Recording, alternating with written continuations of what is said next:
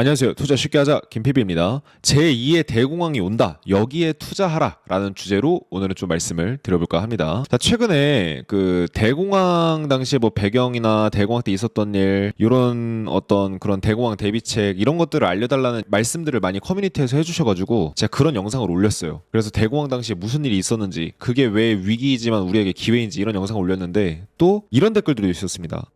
진짜 경제 공황 올 것 같아. 근데 똑같은 얘기만 계속하고 다소 과장됐다 이렇게 말씀을 해주시는데, 사실 저는 데이터만 가지고 최대한 말씀드리려고 굉장히 노력을 합니다. 그러니까 제 주관적 해석은 최대한 제외하고 있는 사실을 그대로 데이터로 보여드리려고 최대한 노력을 하는데, 또 이제 100% 모든 분들의 만족을 드릴 순 없잖아요. 저도 부족한 사람이니까. 근데 제가 요 내용에서 공감하는 건 매번 동일한 콘텐츠라고 말씀해 주셨는데, 저도 좀 요게 약간 물리는 부분이 있어가지고, 그러니까 경제 위기나 이런 거에 대한 리스크 같은 콘텐츠를 저희 구독자분들이 제일 좋아하시기 때문에 저는 그거에 맞춰서 준비를 하고 있거든요. 근데 오늘은 그래도 위기 뿐만 아니라 기회에 대한 내용들도 좀 같이 말씀드리면 좋을 것 같아서, 앞으로는 경제 위기와 관련된 리스크, 그다음에 그것에 따른 기회들, 이런 것들도 한번 좀 같이 언급을 해드려 보도록 하겠습니다. 자, 미국의 더그 케이시라는 유명 베스트셀러 작가가 있습니다. 금융 관련된 책인 크라이시스 인베스팅이라는 책으로 굉장히 유명해진 사람인데 투자자기도 해요. 그래서 케이시 리서치의 CEO로 지금 일을 하시는 분인데, 이분이 뭐라고 하시냐면 대공황 쌈 싸먹는 위기가 온다, 준비해라, 이런 얘기를 하고 있습니다. 근데 이분이 이제 1970년대 끝날 때쯤에 크라이시스 인베스팅이라고 해서, 즉 경제 위기 투자 전략 뭐 이런 식의 이제 책을 내서 경제 위기 때는 역설적인 투자를 해야 된다. 그래서 비주류 자산에 투자해야 된다라는 이제 내용을 주장을 했는데, 이게 실제로 데이터를 분석해봤을 때 일리가 있는 말이에요. 왜 그러냐면 유행이나 트렌드는 계속 주기적으로 바뀌거든요. 언제는 성장주가 유행을 하고 언제는 가치주가 유행을 하고, 이런 게 반복이 되는 특성이 있습니다. 제가 데이터 연구해보니까 그렇더라고요. 근데 이분이 얘기하는 비주류 자산에 투자하라라는 거는 지금 비주류인 자산이 나중에 경제 위기 터지고 나면 주류 자산이 된다, 이걸 주장하는 거나 마찬가지인데, 사실 그 데이터 분석까지는 안 하신 것 같더라고요, 따로. 하지만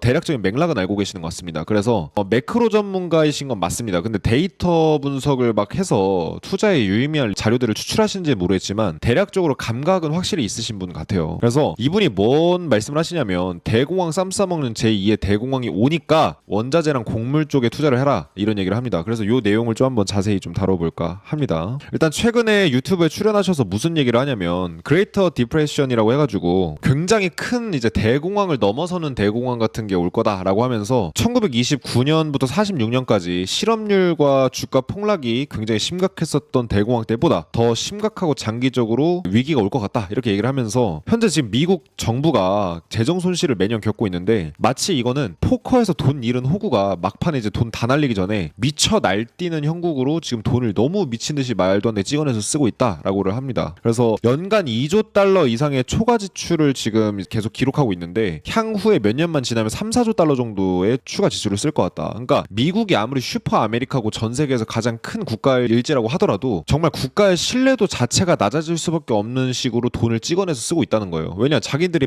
달러 패권 국가니까. 그러다 보니까 이제 무디스였나, 그 세계 3대 신용평가사 중에 한 곳인 이제 무디스에서, 아마 제가 알기로는 무디스로 기억해요. 미국 신용 등급을 강등하겠다, 그러니까 이제 재정 적자 그만 찍어내라, 이런 식으로까지 이제 경고를 몇 달 전에 했었습니다. 그래서 그런 위기들이 좀 위험하고, 게다가 미국 이제 군사 지출도 너무 과한 수준이다. 실제로 미국과 전 세계에서 미국을 제외한 모든 국가들의 국방비를 합치면은 미국이 더 커요. 미국 제외 2위부터 마지막 순위까지 전부 다 합친 국방비보다 미국이 더 많은 국방비를 지출합니다. 게다가 이민자들이 수백만 명의 이민자들이 유입을 하고 있는데, 미국으로 유입되면서 이 이민자들한테 뭔가 재정적 지원, 무료 서비스 이런 것들을 제공하기 때문에 뭔가 역차별이다, 이런 이제 어떤 미국인들한테 어떤 사기 저하도 유발시키고 있고, 미국의 공식 부채, 그러니까 국채나 채권이 35조 달러고 각종 공무원 연금이나 의료, 메디케어 이런 서비스들이 100조 달러 정도의 빚이 있다라고 해요. 그러니까 조건부 부채라고 하는데, 요거는 이제 나가야 될 돈인데 확실하게 국채처럼 뭔가 그런 무거움은 좀 적은 어떤 특정한 상황이 발생했을 때 지출되는 부채가 100조 달러 정도 있대요. 그러니까 여기다가 플러스 연간 2조 달러씩 마이너스를 내고 있어요. 세수가 예를 들어서 4조가 들어오면은 나가는 돈이 6조 원이라는 거예요. 그러니까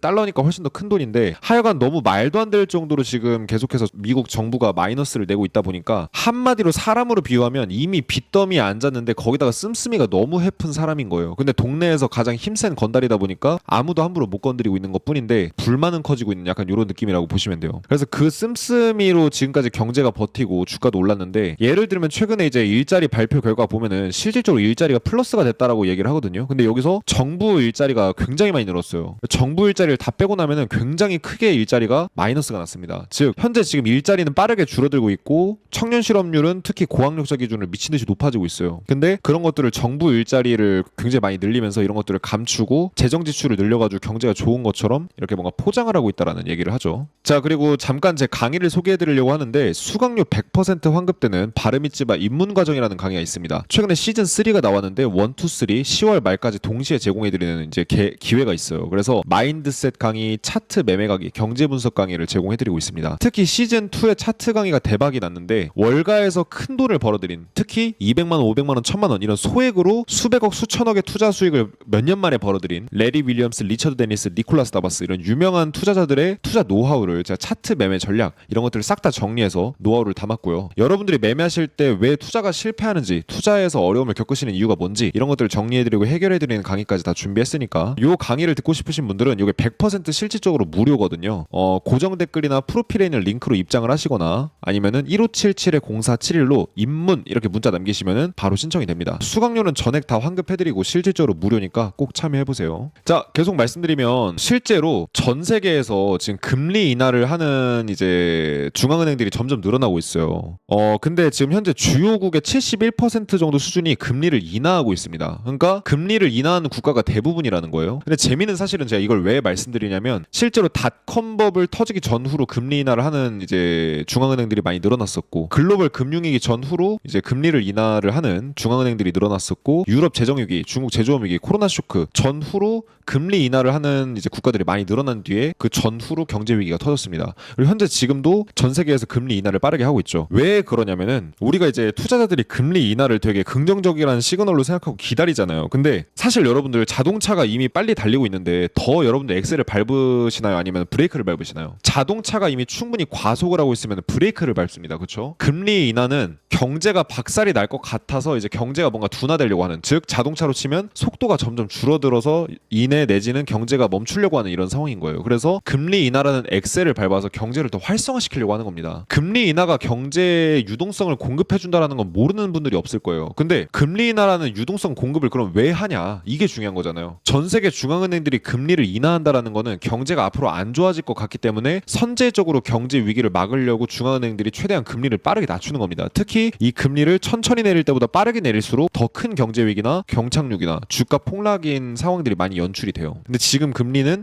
굉장히 빠르게 인하가 되고 있죠. 그래서 세계 금리 인하는 이미 꽤 오래전부터 시작이 되고 있는 이런 상황이기 때문에 위기가 다가오고 있다는 건 확실히 맞는 것 같습니다. 근데 사실은 우리가 이렇게 위기만 얘기를 하면, 세워라 내워라 데이터 분석하면서 위기만 얘기하면 너무 지겹고, 그 다음에 했던 얘기 또 하는 것 같아서 조금 이제 물리실 분들을 위해서 그럼 기회 측면에 대해서 좀 말씀을 드려볼까 합니다. 안 그래도 방금 보여드렸었던 더그 케이시 박사가 좀 요것과 관련해서 또 좋은 내용들을 얘기를 해왔는데요. 미국 달러를 보유하면 매년 손실이 보장된다라는 얘기를 합니다. 이게 무슨 얘기냐? 우리가 물가 상승률이 예를 들어서 2%에서 5%다라는 거는 반대로 얘기를 하면, 물가는 매년 이만큼 올라가기 때문에 내가 100만 원을 갖고 있으면은 그게 이제 내년이 되면은 2만 원에서 5만 원 정도를 손해본 98만 원에서 95만 원의 가치가 된다라는 겁니다. 실질 구매력 기준으로. 그러니까 내 100만 원은 현찰이 그대로인데 물가가 올라가기 때문에 내 화폐 가치는 떨어진다라는 거예요. 그래서 구매력이 떨어지기 때문에 그냥 현찰을 보유하고 있으면 매년 손실이 보장되는 것과 다름없다. 그래서 무언가를 투자를 해야 되는데 그런 측면에서는 금이 좋다. 금은 실업률이나 어떤 소비자들의 소비나 기업 경영에 대한 리스크 이런 것들의 영향을 전혀 안 받는 유일한 자산이다. 어느 국가에 어디를 가서도 금은 가치가 있는 자산이잖아요. 게다가 지금 금이 사상 최고치를 계속 돌파하고 있는데, 이런 이유가 경제 위기에 대한 리스크가 높아지고 있기 때문에, 그래서 지금 미국 달러, 미국이 대공황을 앞두고 있기 때문에, 그래서 중국이든 어디든 계속해서 미국 달러를 더 투자하고 국채에 투자하는 게 아니라 오히려 금을 사는 이유가 이거다. 전 세계 중앙은행들이 40여 년 만에 가장 빠른 속도로 가파른 속도로 금을 매집하고 있거든요. 그 이유가 바로 미국 달러에 대한 불안정성 때문이다라고 얘기를 합니다. 그리고 또한 이 사람이 얘기를 하는 거는 미국 주식이나 이런 거 투자하는 거 좋은데 지금 현재 미국뿐만 아니라 전 세계 시장의 레버리지가 너무 과도하다. 기업들은 너무 많은 돈을 빌려서 차입을 해서 경영을 하고 그 다음에 이제 투자자들도 너무 빚을 너무 많이 내서 투자를 하고 있기 때문에 너무 뭔가 전반적으로 거품이 껴있다 이런 얘기들을 합니다. 실제로 이제 우리나라에서 제조업 기업들이 대부분이 다 영업이익 가지고 이자도 못 내는 기업들이 태반이고 미국은 러셀 2000이라는 이제 주가 지수가 있어요. 우리나라로 치면 코스닥 같은 건데 미국의 이제 대표적인 중소기업 200개를 모아놓은 지수거든요. 러셀. 근데 이 러셀 지수 2000개 중에 그 무수익 기업이 30-40%대 정도 된다 하더라고요. 통계 아마 제가 알기로는 40%대인데 그렇다라는 건 10개 중에 4개의 기업이 이익도 못 내는 기업이라는 거예요. 근데 여러분들 기업이 이익을 못 내면 뭔가요? 무가치한 쓰레기나 마찬가지예요. 기업은 이익을 내기 위해서 존재합니다. 그렇죠? 근데 이익을 내지 못하는 기업은 뭐예요? 무가치한 기업이라는 거죠. 상폐될 기업들이 앞으로 많이 나타날 것 같습니다. 그래서 경제가 어려워지고 있다는 건 확실히 맞는데 그런 리스크를 감안하는 것보다 금 투자하는 게 낫다라고 얘기하면서 사실 금은 뭔가 투자를 해서 떼돈을 벌고 내 인생을 역전시키기는 어렵잖아요. 근데 은은 좀 다르다는 거죠. 1970년대 당시에 지금이 1970년이랑 비슷하다는 얘기가 많은데 1970년 당시에 10년 동안 이제 물가 상승이 심하고 뭔가 경제가 어려워졌을 당시에 10년 동안 금이 20배 넘게 올랐어요. 정확히는 23배 정도 올랐고 은이 35배 정도 올랐거든요. 이러면은 뭔가 좀 수익을 많이 냈다라고 할 만하잖아요. 10년 투자해서 20-30배 정도 수익이면 꽤나 괜찮죠. 근데 이제 은은 그래도 변동성이 조금 크기 때문에 괜찮다. 그리고 구리도 가치가 있다. 근데 채굴 관련된 주식은